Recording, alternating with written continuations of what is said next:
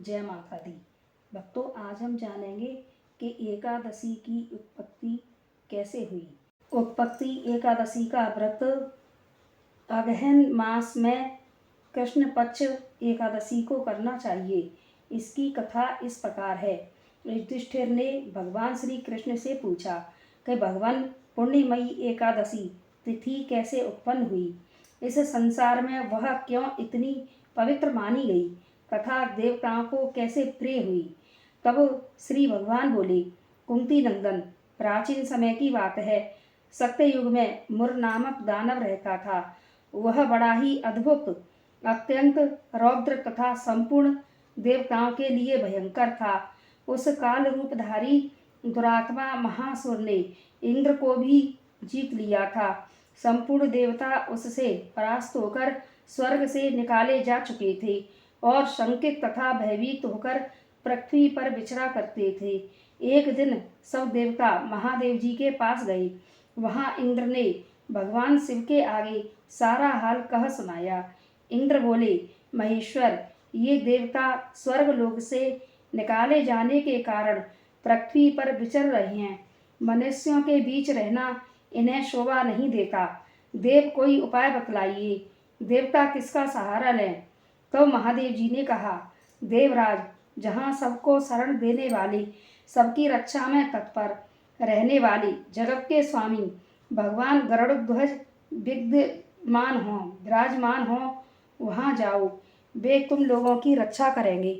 भगवान श्री कृष्ण कहते हैं, युधिष्ठिर, महादेव जी की यह बात सुनकर परम बुद्धिमान देवराज इंद्र संपूर्ण देवताओं के साथ क्षीर सागर में गए, जहाँ भगवान गदाधर सो रहे थे।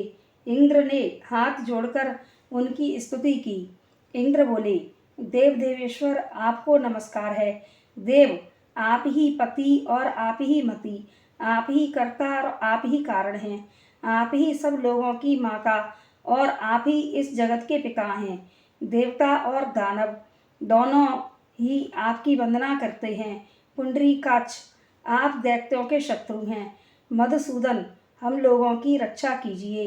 प्रभो जगन्नाथ, अत्यंत उग्र स्वभाव वाले महाबली मुर नामक दैत्य ने इस संपूर्ण देवताओं को जीतकर स्वर्ग से बाहर निकाल दिया है।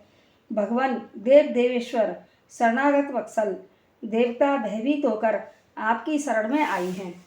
दानवों का विनाश करने वाले कमल नयन भक्त वत्सल देव देवेश्वर जनार्दन, हमारी रक्षा कीजिए। भगवान, शरण में आए हुए देवताओं की सहायता कीजिए।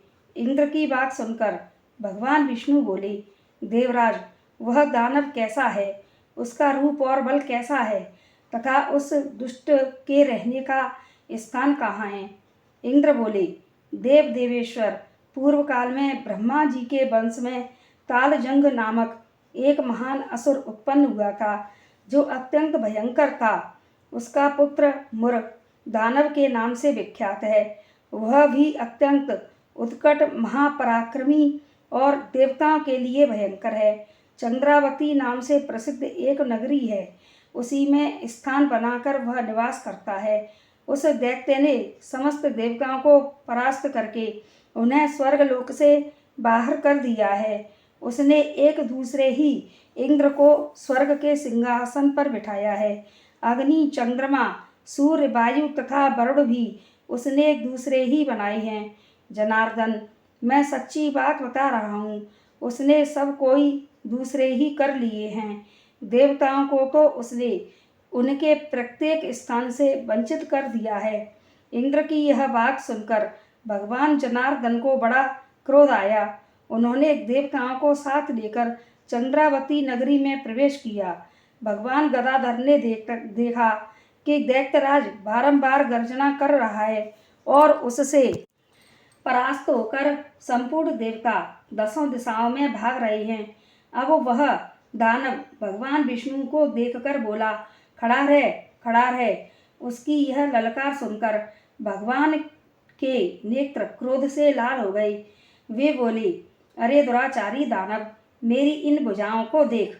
यह कहकर श्री विष्णु ने अपने दिव्य बाणों से सामने आए हुए दुष्ट दानवों को मारना आरंभ किया। दानव भय से विह्वल हो उठे।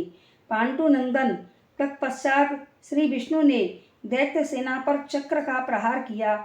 उससे छिन्न भिन्न होकर सैकड़ों योद्धा मौत के मुख में चले गए। उसके बाद भगवान मधुसूदन बद्रिकाश्रम को चले गए। वहाँ सिंहावती नाम की गुफा थी जो 12 योजन लंबी थी। पांडुनंदन उस गुफा में एक ही दरवाजा था। भगवान विष्णु उसी में सो गए। वह दानव मुर भगवान को मार डालने के उद्योग में उनके पीछे पीछे लगा ही था। अतः उसने भी उसी गुफा में प्रवेश किया। वहाँ भगवान को सोते देख उसे बड़ा हर्ष हुआ। उसने सोचा, यह दानवों को भय देने वाला देवता है, अतः निसंदेह इसे मार डालूंगा। युधिष्ठिर दानव के इस प्रकार विचार करते ही भगवान विष्णु के शरीर से एक कन्या प्रकट हुई, जो बड़ी ही रूपवती, सौभाग्यशालिनी तथा दिव्य अस्त्र शस्त्रों से सुसज्जित थी।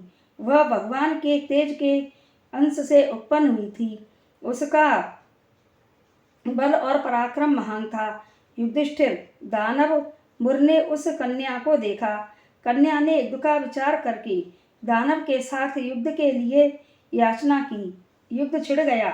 कन्या सब प्रकार की युद्ध कला में निपुण थी। वह मुर नामक महान असुर उसके हुंकार मात्र से राख का ढेर हो गया।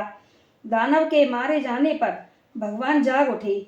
उन्होंने दानव को धरती पर इस प्रकार निष्प्राण पड़ा देखा। तब कन्या से पूछा, मेरा यह शत्रु अत्यंत उग्र और भयंकर था, किसने इसका वध किया है? कन्या बोली, स्वामिन, आपके ही प्रसाद से मैंने इस महादैत्य का वध किया है। श्री भगवान ने कहा, कल्याणी, तुम्हारे इस कर्म से तीनों लोकों के मुनि और देवता आनंदित हुए हैं। अतः तुम्हारे मन में जैसी इच्छा हो उसके अनुसार मुझसे कोई वर मांग लो। देव दुर्लभ होने पर भी वह वर मैं तुम्हें दूंगा, इसमें तनिक भी संदेह नहीं है। वह कन्या साक्षात एकादशी ही थी। उसने कहा, प्रभो, यदि आप प्रसन्न हैं तो मैं आपकी कृपा से सब तीर्थों में प्रधान, समस्त विघ्नों का नाश करने वाली तथा सब प्रकार की सिद्धि देने वाली देवी हूँ। जनार्दन, जो लोग आप में भक्ति रखते हुए मेरे दिन को उपवास करेंगे उन्हें सब प्रकार की सिद्धि प्राप्त हो। माधव, जो लोग उपवास, नक्त भोजन अथवा एक भुक्त करके मेरे व्रत का पालन करें उन्हें आप धन, धर्म और मोक्ष प्रदान कीजिए। श्री विष्णु बोले, कल्याणी, तुम जो कुछ कहती हो वह सब पूर्ण होगा। भगवान श्री कृष्ण कहते हैं, युधिष्ठिर, ऐसा वर पाकर महाव्रता एकादशी बहुत प्रसन्न हुई।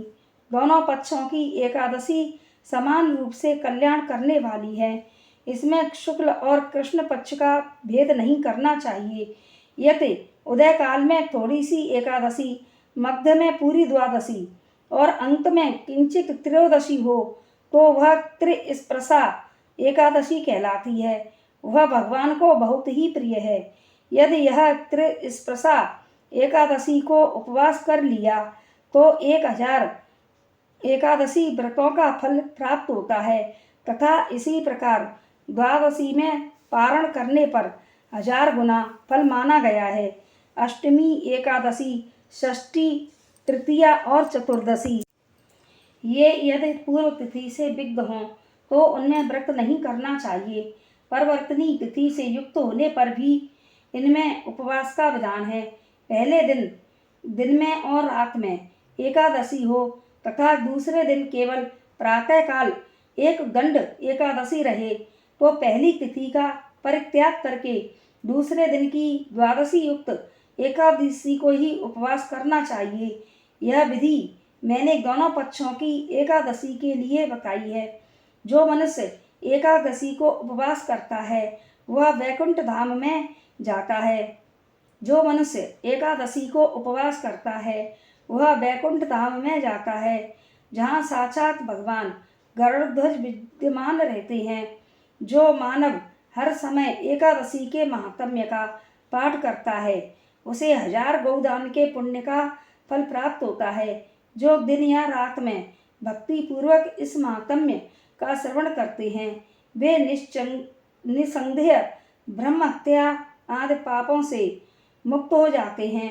एकादशी के समान पाप नाशक व्रत दूसरा कोई नहीं है। तो भक्तों, यह थी उत्पन्ना एकादशी के व्रत की कहानी कि एकादशी कैसे उत्पन्न हुई। पसंद आए तो हमारे चैनल को लाइक, शेयर और सब्सक्राइब करें। जय माता दी।